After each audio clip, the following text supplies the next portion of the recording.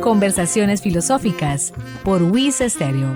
Un encuentro y un diálogo con las filósofas, los filósofos, el análisis, la reflexión y la crítica. Bienvenidos.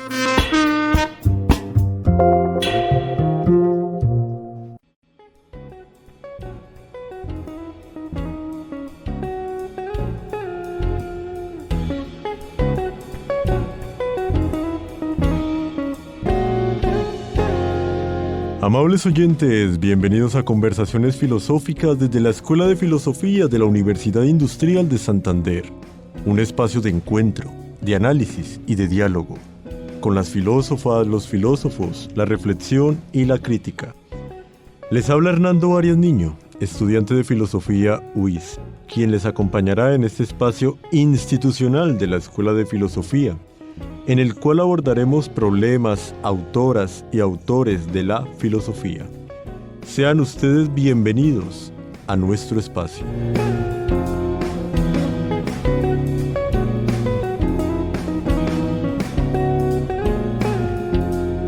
En el programa de hoy nos acompañarán el profesor Jorge Francisco Maldonado y el profesor Paul Cáceres, que amablemente cada uno de ellos se van a presentar y los vamos a conocer previamente del contenido del programa de hoy. Profesor Jorge.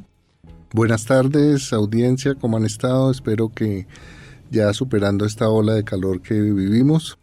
Yo soy profesor de la Escuela de Filosofía desde hace 20 años y siempre me he interesado por los asuntos de tecnología porque casi toda mi familia es ingeniera, pues mi familia directa todos son ingenieros menos yo, y además he estado siempre muy interesado por temas de arte, y ahora con la tecnología, como vamos a ver más adelante, esa fusión de la tecnología con todas las áreas de la cotidianidad, es decir, con aquello que pasa en la vida cotidiana, en el arte, en el cine, en la música, en la salud, pues encontramos un nicho de reflexión supremamente importante e interesante para la filosofía y para aquellos que estén interesados en lo que pasa en el mundo contemporáneo. Muchísimas gracias, profesor Jorge. Profesor Paul. Buenas tardes, profesor Jorge. Buenas tardes, Hernando. Gracias por abrirnos el espacio y la invitación para hablar hoy en día sobre videojuegos. Yo he sido profesor de la Escuela de Filosofía UIS, aunque actualmente me encuentro estudiando el doctorado de Filosofía, precisamente en la temática de filosofías y videojuegos, y dirigido por acá el profesor Jorge Maldonado. Entonces, para nada nervioso de esta evaluación. Ahí está, profesor y alumno, hablándonos de algo que de verdad nos llama la atención, y es eso, los videojuegos. Había una frase que me llamaba la atención y desearía que el profesor Jorge nos la recordara para iniciar el programa. Sí, sobre los videojuegos siempre hay que pensar que en el siglo XXI todo va a ser videojuegos o no va a haber siglo XXI. ¿Qué decir acerca de esa frase, profesor Paul? Digamos que ya es una realidad, ¿no? O sea, es fácil uno encontrarse en las filas de los bancos, en las filas de los exámenes de salud, o incluso en nuestras propias familias, o incluso nosotros mismos jugando videojuegos frecuentemente, ¿no? Y es como algo cuya lógica se ha extendido y ha permeado, ya no es una cosa simplemente de tener consolas o del friki que juega aisladamente de la sociedad, sino que es algo que podemos ver relativamente seguido en nuestra sociedad. Entonces es bastante interesante ese aspecto. Estimados profesores, para darle un breve tiempo a nuestros oyentes con el propósito de dejarles una pregunta mientras entramos a la pausa, ¿cuál pregunta desean plantearles? Para poder entender a fondo este tema en los videojuegos, que lo desarrollaremos en el siguiente capítulo con más detalle, yo creo que ahora es importante que se planteen la relación que hay con la tecnología. Cotidianamente, cómo afecta la tecnología y, más importante aún, cómo podemos pensar esa afección, esa influencia de la tecnología en nuestras vidas desde que nacemos hasta que morimos. Ya regresamos.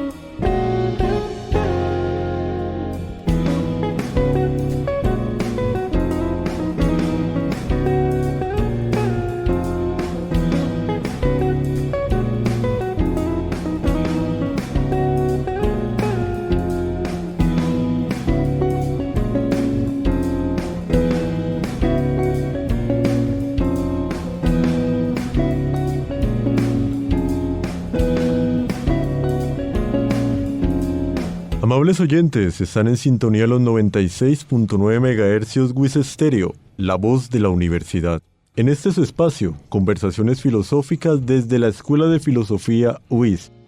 En el programa de hoy, filosofía, tecnología y videojuegos. ¿Qué podemos decir acerca de la pregunta anteriormente planteada, profesor Paul? No, a mí me parece muy interesante porque, así como lo decía con los videojuegos, con la tecnología pasa aún más. Es decir, uno podría preguntarse en el día, como dice el profesor Jorge, cuántos procesos que llevamos a cabo no están mediados tecnológicamente. Obviamente acá hay un matiz en la palabra mediados, pero digamos desde que nos levantamos, lo primero que hacemos es revisar el celular, nuestras relaciones personales están atravesadas por código computacional, nuestras cuentas bancarias, nuestra forma de educarnos.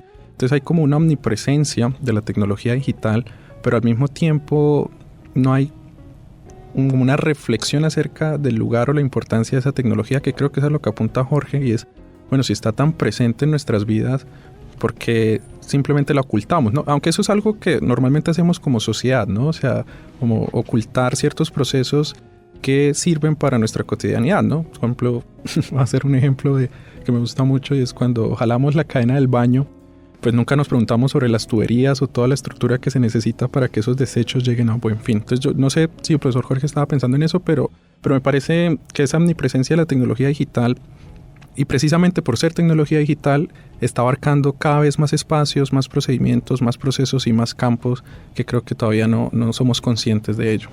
Sí, yo veo que estamos tan agobiados por la tecnología digital que incluso se nos ha olvidado el papel que ha jugado la tecnología desde antiguo. Y yo creo que ese es el primer ejercicio muy rápidamente que quiero hacer con ustedes oyentes en general, y es recurrir a un texto muy bonito que hemos trabajado con Paul, que se llama La técnica y el tiempo, de un filósofo francés, Bernard Stiegler, que sacó en 3 tomos, cuyo primer tomo se titula El pecado de Epimeteo, y se dedica a tratar de reconstruir la hominización de los primates y en generar la aparición y surgimiento de la humanidad a partir de la técnica. Básicamente, la idea de él es que en medio de la necesidad de sobrevivir, el hombre cascanueces, Xianthropus, que se descubrió en Etiopía hace un poco más de 50 años, correspondía a un primate que aprendió a cascar nueces con una piedra y con ello a postergar la muerte por hambre. Y en ese punto, Stiegler dice, mire, ahí la tecnología empieza a jugar un papel importante en el proceso de inmunización, porque gracias a que puede cascar nueces y reservarlas, puede alejar 1, 2, 3 días la hambruna. Obviamente ese proceso se complejiza, y yo quisiera dar un salto a unos momentos tecnológicos importantes hasta llegar a lo que hoy sería la tecnología digital. El primero de ellos, la escritura, que es una tecnología muy crucial, o sea, juega un papel determinante para lo que nosotros estamos haciendo hoy en general, tener universidades, tener programas de radio y televisión, y es el hecho de poder registrar simbólicamente experiencias, ideas, narraciones, ¿sí?, que concretan lo que ya por el lenguaje, que también podríamos asumir como otra forma de tecnología, pero esa discusión la dejamos entre paréntesis en suspenso, pensar que la escritura es una primera tecnología, una tecnología que nos abre nuevas formas de pensamiento.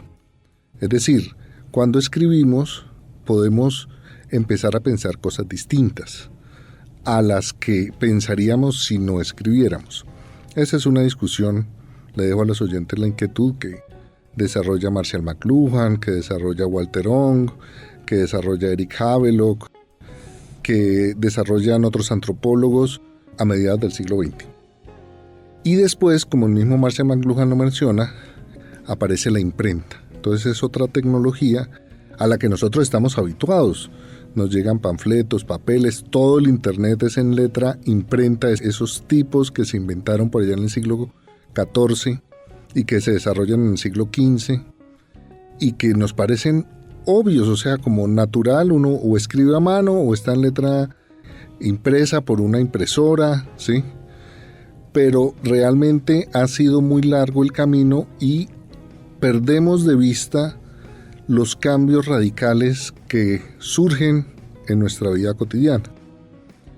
Por último, quisiera mencionar, para llegar a nuestra época digital, también siguiendo la reflexión de McLuhan, la aparición, o más bien el control de la energía eléctrica en el siglo XX, de modo que tenemos una especie de sociedad eléctrica, dice McLuhan, y con eso la escritura adquiere otro nivel en el que integra no solo la experiencia del escribir, sino la experiencia del escribir el habla, es decir, se recupera explícitamente, dice McLuhan, la oralidad en una escritura eléctrica.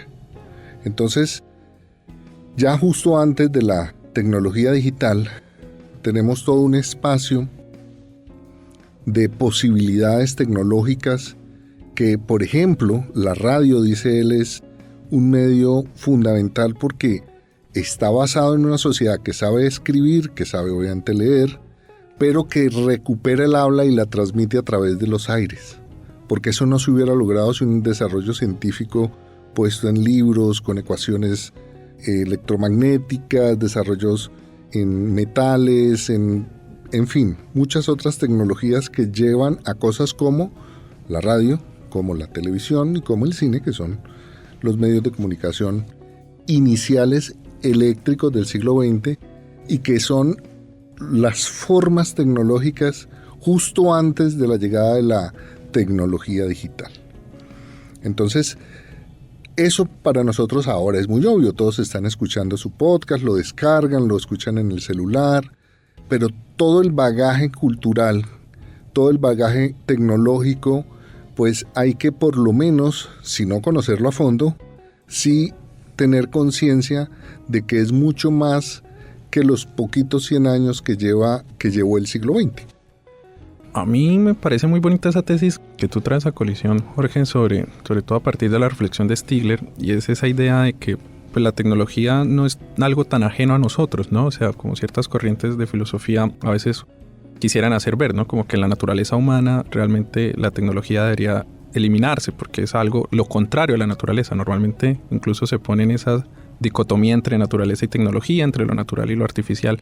Pero escuchándote pareciera que hubiera implícita la idea de que la tecnología nos ayuda a constituirnos como seres humanos y sobre todo a nuestra mirada sobre el mundo, y que dependiendo del progreso tecnológico, del estado de la tecnología actual, una u otra tecnología, bien sea la radio, la electricidad o la propia escritura como tú lo decías, pues no determina en un sentido de determinismo histórico, pero sí al menos abre una serie de posibilidades que están influenciadas por ese nivel tecnológico que hay. Entonces ahí, digamos, yo también pregunto, porque me interesa, es decir, claro, en frente a la tecnología digital, luego de ese pequeño recorrido muy, muy general que hiciste por cuestiones de tiempo, es decir, ¿qué elementos de la tecnología digital hoy en día nos están, digamos, influyendo en esa mirada, en esa constitución como seres humanos? Sobre todo, por ejemplo, claro, sobre todo desde pandemia, con el encierro, que la tecnología sirvió para generar ciertos procesos de acercamiento con otras personas, o recientemente está muy en boga el hecho de las Apple Vision,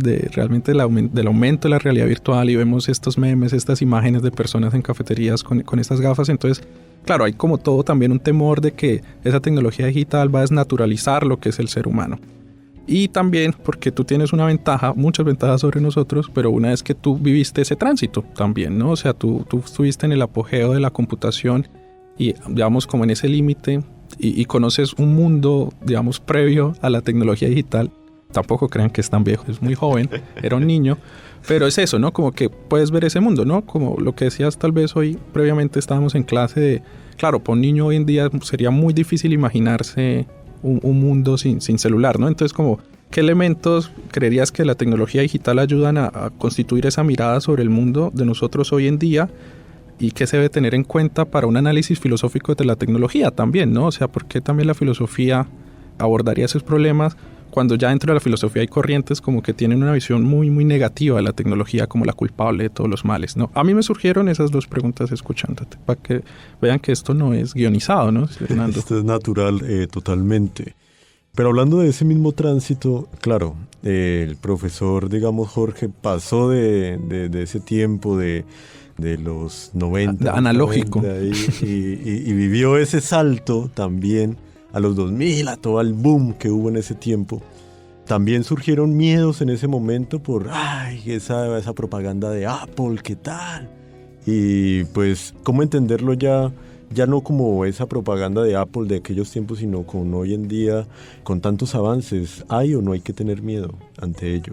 Bueno, justo la reflexión, una de las líneas de reflexión que se trató en un podcast aquí con anterioridad, es precisamente la forma en que la tecnología afecta el tiempo o la temporalidad de la existencia. La tesis de Stigler se basa en el hecho, como decíamos, de que se posterga el momento de la muerte. Entonces hay una especie de dilación temporal de la muerte. Esa dilación del tiempo le da tiempo al ser humano, le da tiempo al primate hominizándose, y ya luego, a medida que avanza la tecnología, después con pequeñas herramientas que le sirven para hacer otras, cazar mejor y demás, y luego, bueno, siempre la tecnología en cualquier forma afecta el tiempo por cuanto reduce el tiempo de una actividad humana y por lo tanto aumenta el tiempo disponible para la vida. ¿Sí? Entonces está como en principio, ¿no? O sea, de forma general. Justamente las contradicciones y las paradojas empiezan a surgir después, ¿sí? Cuando todo eso se economiza y se vuelve parte de una sociedad de consumo. Pero en términos generales, cualquier tecnología, cualquier avance tecnológico reduce el tiempo de una labor y por lo tanto beneficia al ser humano porque le da tiempo que llamaríamos de ocio. Y ahí es razón por la cual vamos a ver en el próximo programa el juego y los videojuegos resultan muy importantes para mirarlos y estudiarlos, ¿sí? Pero esa relación trabajo y ocio son las que hacen que la tecnología juegue un papel radical. Y es porque están tocando la fibra existencial nuestra, que es el hecho de que somos seres temporales, que tenemos aquí una especie de tiempo de vida desde que nacemos, después de que somos conscientes, hasta que nos percatamos que vamos a morir y después morimos. Sí, digamos que serían como 4 etapas distintas, porque cuando uno tiene 20 años como que no piensa que se va a morir. Pero ya cuando uno se acerca o se aleja de esos 20 años más bien, como que uno dice, uy, mi chica, ya se me está acabando el tiempo. Pero ha habido un tiempo que la tecnología nos ha abierto, entre otras cosas porque todo lo que tiene que ver con salud, pues nos lo ha dado la tecnología. Entonces sí, existe esas ideas de que la tecnología puede ser mala, nos está destruyendo, pero realmente hay beneficios reales en muchos desarrollos tecnológicos, porque nada más en el tiempo de desplazamiento, que es muy claro para nosotros, ¿sí? Tenemos un beneficio directo e inmediato, ¿sí? Ya no tenemos que durar días o medio día bajando a pie como solía pasar de Girón a Bucaramanga con la mula, como hacían mis bisabuelos, sino que en 20 minutos estamos ahí. Y si el tráfico está muy pesado, por ahí 35. Pero no, son 6 horas. Que era más o menos, si ustedes lo piensan, eso muy poca gente lo conoce, la distancia que hay entre los pueblos en Colombia. Son jornadas de camino de 6 o de 12 horas. Y entonces siempre paraban y entonces ahí se crean los asentamientos. Esas distancias entre pueblos y ciudades está dada por la tecnología de transporte. Y hoy, con toda esta sociedad petrocéntrica, ¿no?, centrada en el petróleo, pues ha cambiado. Pero volvemos a tener otros tipos de viajes como el avión. Ahora ya no tenemos que durar 7, 8, 10 horas para desplazarnos hasta Bogotá, sino que en 1 hora en un avioncito llegamos. Entonces, es una reducción de tiempo que se supone nos da tiempo libre. El problema, y ahí vuelve a uno tiene que ponerle cuidado a las críticas, pero es muy importante estar abierto a la crítica. Uno vuelve a darse cuenta que aunque se gana tiempo, después se empieza a perder en otro sentido. La misma tecnología empieza a pedir parte de ese tiempo de ocio, si no es que a veces es más, porque alguien tiene que aprender a volar el avión, alguien tiene que construirlo, alguien tiene que extraer los metales para hacerlo, etcétera, etcétera. Entonces se empieza a crear una especie de paradoja temporal. La tecnología nos ahorra tiempo, pero resulta que nos lo cobra caro en tiempo. Y yo creo que es precisamente, o no nos damos cuenta de ese precio que pagamos, y esta es una idea tuya que te la escuché por primera vez hace algunos años, digamos compartida con otro referente filosófico que es Simondon, que también ha habido 2 capítulos, los últimos 2 capítulos han sido sobre Simondon y el profesor Daniel, y es básicamente, o una de las causas de no darse cuenta de ese precio que pagamos es porque no entendemos cómo funciona la tecnología. Es decir, porque claro, puede que a veces parezca un poco reduccionista limitar la discusión a cuestiones de beneficios o adversidades, ¿no? Porque pareciera, dice Simondon, que es que la tecnología nos va a salvar o nos va a condenar, y hay todos los referentes culturales de Matrix, Regreso al Futuro y sobre todo Terminator con la inteligencia artificial que nos va a acabar, pero parece ser, según te entiendo, que también es precisamente por no poder entender cómo funciona la tecnología. Y de hecho tú tienes un ejemplo que me gusta mucho y es, claro, cuando se habla de tecnología digital, pues obviamente debe haber un gran conocimiento frente a la programación, porque son millones de códigos los que atraviesan todos estos procesos de los que hablamos, y tú lo comparabas y decías, mira, aprender a programar no significa que uno se vaya a volver programador, sino simplemente va a tener una comprensión más profunda del tema, de saber cómo funciona y en ese sentido cuáles son las influencias y consecuencias, así como aprender a leer no significa que todo el mundo se vaya a convertir en un escritor de novelas. Totalmente. Y en general, no solo creo que hay que abogar por una alfabetización, llamémosla de momento, yo diría más bien literacidad en código computacional, o sea, todos deberíamos saber un poquito de código, saber cuál es la lógica de la programación para entender cómo funcionan las máquinas y en esa medida entender los alcances, porque como señalas muy bien, Paul, uno de los problemas es que como no entendemos qué está pasando, o nos volvemos catastrofistas, apocalipticistas tecnológicos, o ciegos y obnubilados por la tecnología diciendo esto hay que radicalizarlo, y entonces llegan, por ejemplo, estas corrientes que llaman poshumanistas, aceleracionistas y poshumanistas, ¿sí? Transhumanistas, perdón, que son aquellas que creen que llenando el cuerpo de dispositivos tecnológicos vamos a tener un mejor ser humano. Yo pensaría, si no quedan algunas cuestiones, que bueno, quedan muchas, pero inmediatamente aquí podemos dar como este primer paso para darnos cuenta de hacia dónde, preguntarnos hacia dónde vamos con esta tecnología digital, y ya podremos en el siguiente capítulo de este podcast desarrollar con detenimiento el papel de los videojuegos. Pero como siempre somos presas del tiempo, pues llegamos al final justamente en este capítulo, en este programa. Les agradezco, profesores Jorge, profesor Paul, amables oyentes. Llegamos al final de esta edición de Conversaciones Filosóficas desde la Escuela de Filosofía UIS. Del mismo modo a nuestros invitados, por su participación y valiosos aportes. Esperamos contar nuevamente con su participación en nuestro espacio de la reflexión y la crítica. Quisiera que nos recordara esa frase con la que iniciamos el programa, profe. ¿El siglo XXI será de videojuegos o no será? ¿O no será? Gracias por su sintonía. Los invitamos a una nueva edición del programa institucional de la Escuela de Filosofía UIS. Con ustedes hasta este momento les acompañó Hernando Arias Niño.